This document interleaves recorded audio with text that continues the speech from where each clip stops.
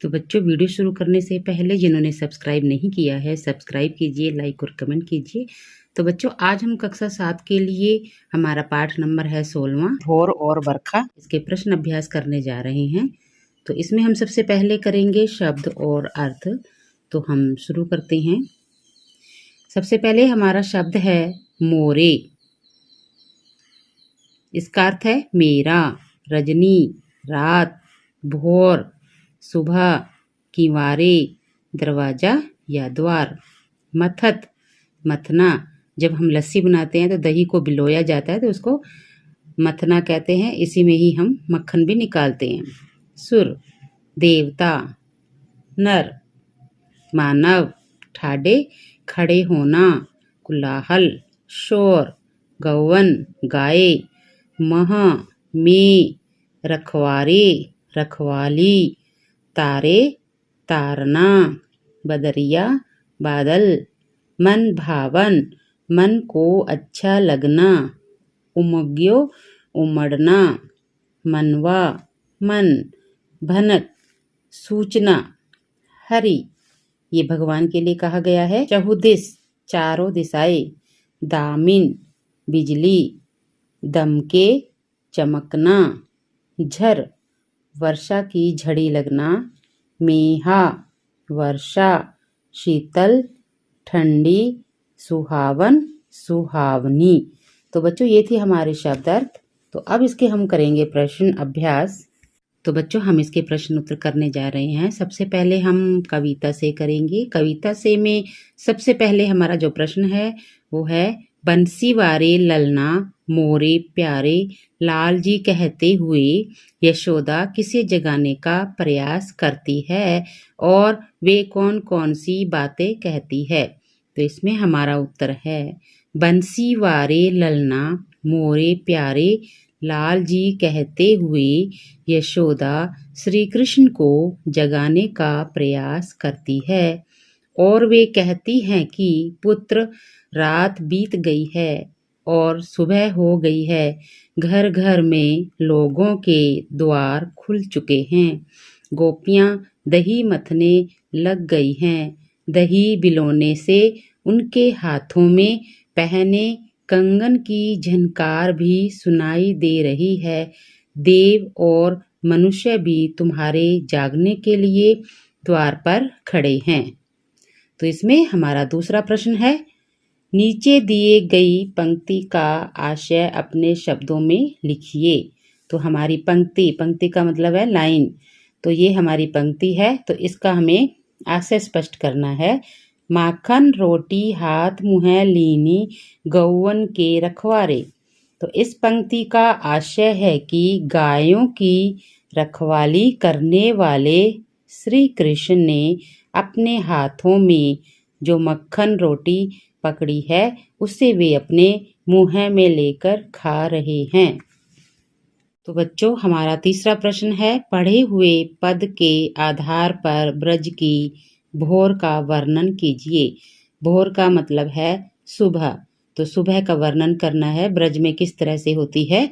तो ब्रज में भोर होते ही ग्वालिनें दही मथने लगती हैं। ग्वाले अपने गायों को चराने के लिए निकल पड़ते हैं। बच्चे शोर करते हुए शब्द गाते हैं। दही मथते हुए ग्वालिनों के कंगनों से मधुर संगीत पैदा होता है। घर घर में द्वार खुल जाते हैं। तो बच्चों, इसी में हमारा चौथा प्रश्न है, मीरा को सावन मन भावन क्यों लगने लगता है। तो इसका उत्तर है, मीरा को सावन मन भावन इसलिए लगने लगता है क्योंकि उसे लगता है कि श्री कृष्ण अब जरूर आएंगे। इसी से उनका मन उमंग से भर जाता है। इसी के साथ पांचवा प्रश्न है, पाठ के आधार पर सावन की विशेषताएं लिखिए। तो पाठ के आधार पर सावन की विशेषताएं इस प्रकार है। नंबर 1, चारों तरफ से बादल उमड़ने घुमड़ने लगते हैं। बिजली चमकने लगती है। छोटी छोटी बूंदें बरसने लगती है। ठंडी सुहानी हवा चलने लगती है। तो बच्चों ये थे हमारे कविता से प्रश्न। अब हैं हमारे कविता से आगे के प्रश्न उत्तर।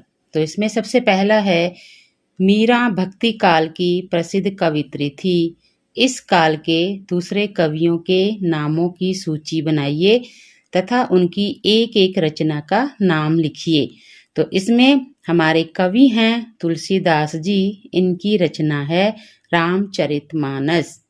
दूसरे कवि हैं सूरदास जी, इनकी रचना का नाम है भ्रमर गीत सार। आगे हैं कबीरदास जी, इनकी रचना है बीजक। मलिक मोहम्मद जायसी, इनकी रचना है पद्मावत। तो इस तरह से ये चारों ही कवि हमारे भक्ति काल के हैं। इसके बाद हमारा कविता से आगे का दूसरा प्रश्न है, सावन वर्षा ऋतु का महीना है। वर्षा ऋतु में संबंधित 2 अन्य महीनों के नाम लिखिए। तो इसमें सबसे पहले है आषाढ़, दूसरा है भादो। तो बच्चों हमने अनुमान से आगे के प्रश्न कर लिए हैं। अब हम करेंगे अनुमान और कल्पना। इसमें हमारा सबसे पहले प्रश्न है, सुबह जगने के समय आपको क्या अच्छा लगता है? तो इसका उत्तर लिखेंगे, सुबह जगने के समय मुझे उगता हुआ सूरज अच्छा लगता है। दूसरा प्रश्न है, यदि आपको अपने छोटे भाई बहन को जगाना पड़े तो कैसे जगाएंगे? तो इसमें उत्तर है, यदि मुझे अपने छोटे भाई बहन को जगाना पड़े तो मैं बड़े प्यार से उसके गालों और सिर को सहलाऊंगा। तीसरा प्रश्न है, वर्षा में भीगना और खेलना आपको कैसा लगता है? वर्षा से भीगना और खेलना मुझे बहुत अच्छा लगता है। तो इसी में बच्चों चौथा प्रश्न है, मीराबाई ने सुबह का चित्र खींचा है। अपनी कल्पना और अनुमान से लिखिए कि नीचे दिए गए स्थानों की सुबह कैसी होती है। तो सबसे पहले गांव में सुबह कैसी होती है? गांव में किसान हल लेकर अपने खेतों की ओर चल देते हैं। इसी में दूसरा है, गली में क्या होता है? गली में किसान दूध वाले घूमते हुए दिखते हैं। मोहल्ले में तो कोई झाड़ू लगाता है तो कोई दूध और ब्रेड लेकर जाते हुए दिखते हैं। इसी तरह से रेलवे प्लेटफॉर्म पर, यहाँ पर गाड़ियों का आना जाना शुरू हो जाता है। कूली और यात्री दिखाई देते हैं। इसी के साथ नदी या समुद्र के किनारे, नदी और समुद्र के किनारे सुबह का समय शांत होता है। पहाड़ों पर, पहाड़ों के पीछे उगता हुआ सूरज और वहाँ की हरियाली अच्छी लगती है। इसी के साथ में हम करेंगे भाषा की बात। इसमें प्रश्न नंबर 1 है, कृष्ण को गौवन के रखवारे कहा गया है, जिसका अर्थ है गौओं का पालन करने वाला। इसके लिए एक शब्द दे। तो इसका एक शब्द होगा ग्वाला। इसी में हमारे दूसरे प्रश्न का उत्तर हम लिखेंगे, विशेषण पुनरुक्ति शब्द लिखेंगे। पहले नरम नरम, सीता ने नरम गद्दे बनाए। दूसरा है काली काली, मीरा ने काली काली कोयल को देखा। फिर इसी तरह से संज्ञा पुनरुक्ति के वाक्य बनाएंगे, शहर शहर, शहर शहर में सिनेमा है। दूसरा है जन जन, जन जन से समाज बनता है। तो बच्चों ये हमारा भोर और बरखा पाठ के प्रश्न उत्तर और भाषा की बात समाप्त हो गया है। तो आशा करती हूँ कि आपको समझ आ गया होगा। अगर समझ आया हो तो सब्सक्राइब जरूर कीजिए। धन्यवाद।